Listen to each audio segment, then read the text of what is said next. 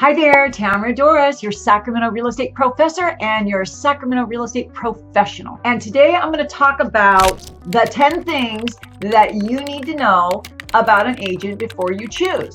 How's that? I think it's really great. Okay, are you ready? Number one, do they have online experience? Online marketing experience specifically. Listen, we live in an internet age, and I know there's a lot of agents who have been around a long time, and some are really old school, but I also know old school agents who are really on top of technology. So I'm not at all saying this has to do with age. What I am saying is because 90% of buyers start their home search online. So your house has got to be online. If it's not online, how are people going to find you, right? So just keep in mind that online advertising goes beyond just the average MLS, right? Does this agent have a Facebook, LinkedIn, all the different things that can help promote your home? How many websites? Is it going to be on Zillow, Redfin, Realtor.com? All of these things add up. So it's important to know that the agent you choose has online marketing capacity. That includes email marketing too. So anything online, a website presence, all of those things are really important. The next thing that you want to look for when you're hiring an agent to sell your home is, do they have offline experience? What does that mean? That means, do they have the capacity to pick up the phone and find agents in the area that usually sell homes here and ask them, hey, do you know anyone who's looking for property? Offline could mean sending flyers out, sending postcards out, just listed, things of that nature that maybe aren't online. This is important. The third thing is, are they going to hold an open house? Now, not all houses sell at open houses. In fact, if I'm being completely honest with you, probably about 99% of houses don't sell at open houses.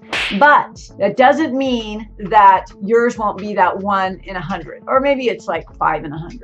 Okay, so it's really, really important that your agent is willing to hold an open house, or even have an agent from their office hold an open house, because that's how you're going to get the exposure. And how they hold that open house is important too.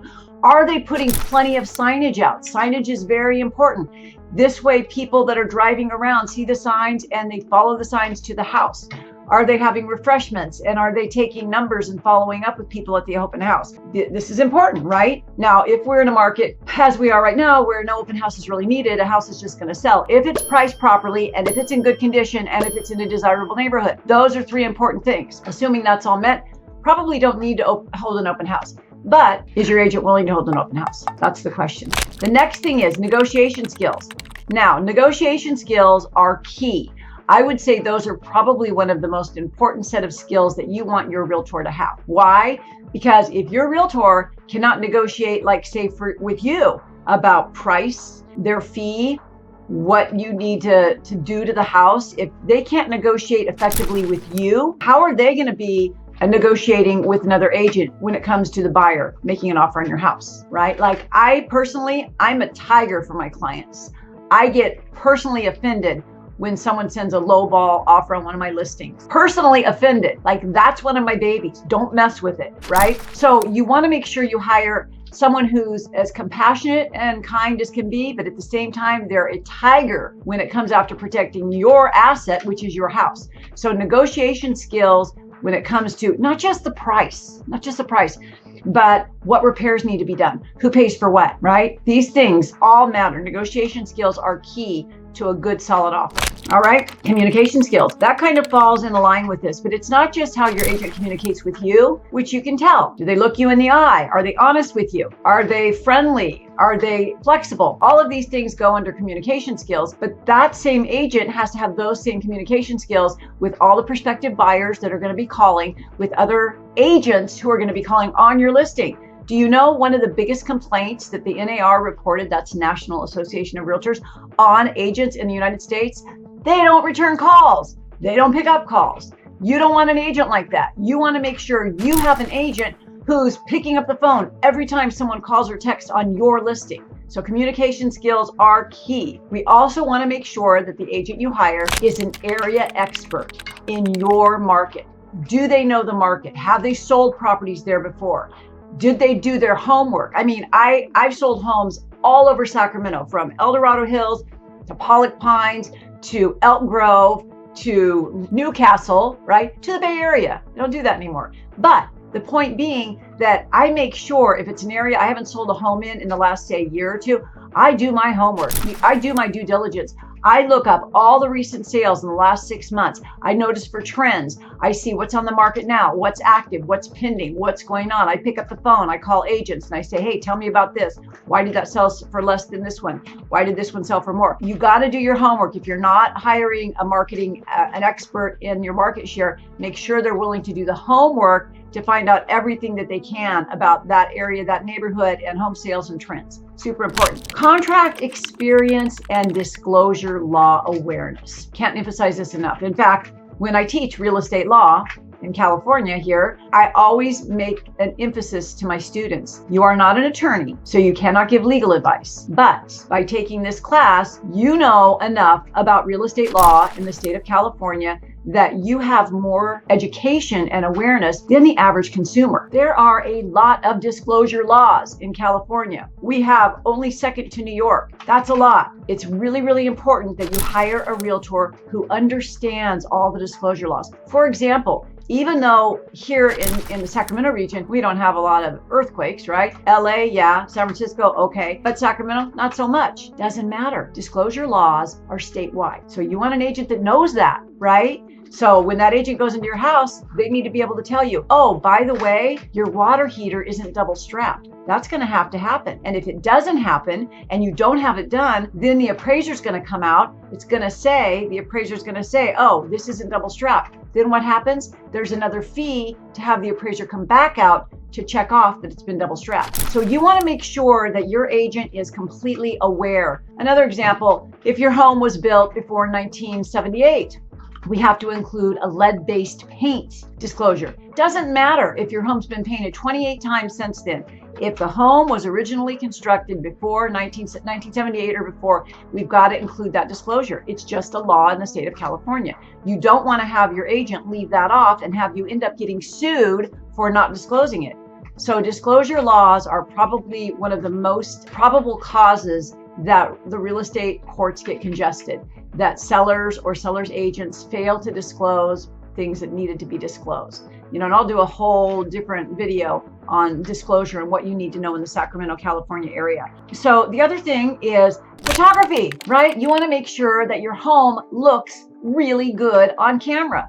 I see agents go in homes and they just click a quick picture that's not even really well compositioned and it doesn't even look good. Granted, the new phones take pretty darn good pictures, I'll give you that.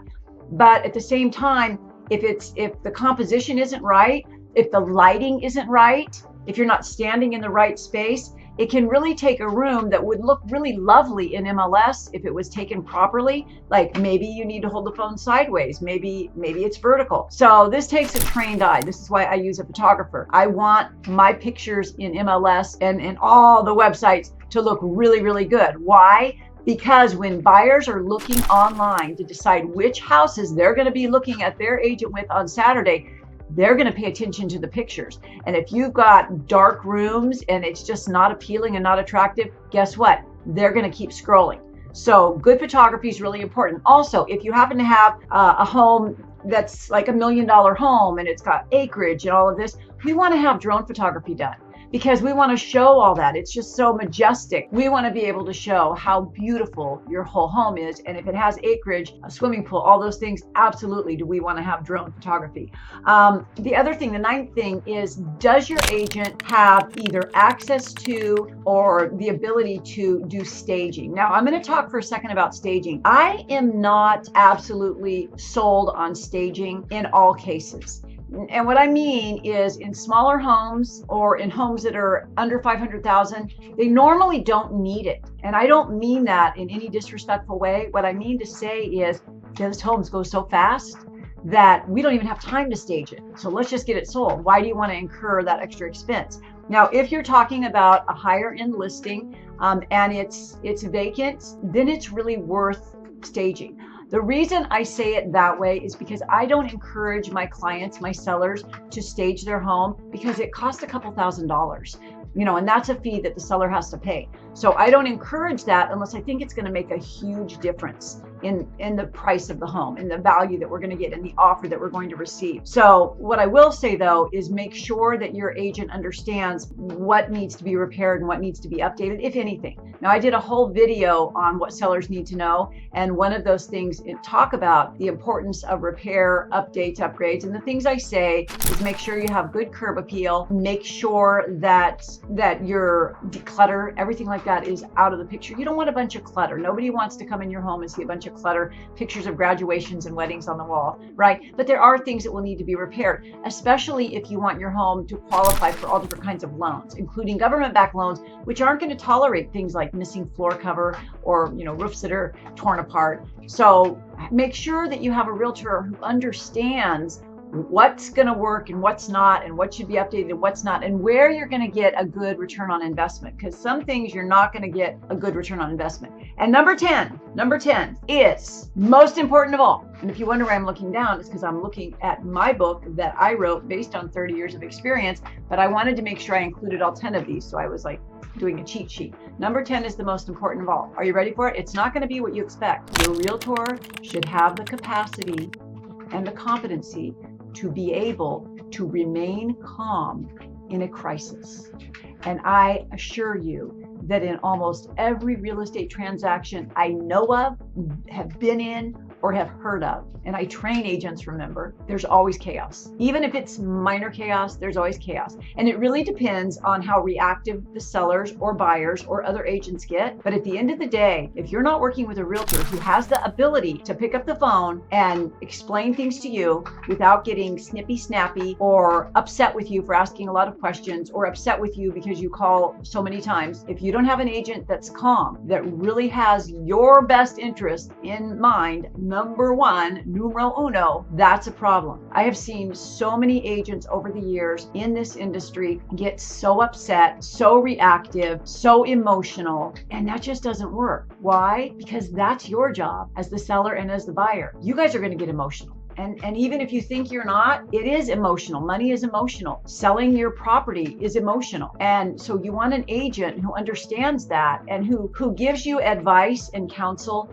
based on that place of compassion and really caring about you getting the best bang for your buck, right? So having an agent who remains calm and who can help you remain calm, so important. So there you have it. Those are my 10 tips for being able to choose a realtor, especially in the Sacramento area, who can represent you and your property and make sure that you get the highest price and the best timeline with the best terms, because that's what I'm here for. So I hope you subscribe to the channel. Please shoot me a text. We'll set up a time to Zoom call. You don't have to commit. I can tell you, look up comps. We can go over them right here in my office in your home. And I can ask you to show me pictures of things that you want. And then if it seems like something that you want to pursue, whether it's this month or next year, it doesn't matter. I'm here for you. I'm ready to serve the community, and I hope I hear from you soon. Have a beautiful day, and thanks for watching.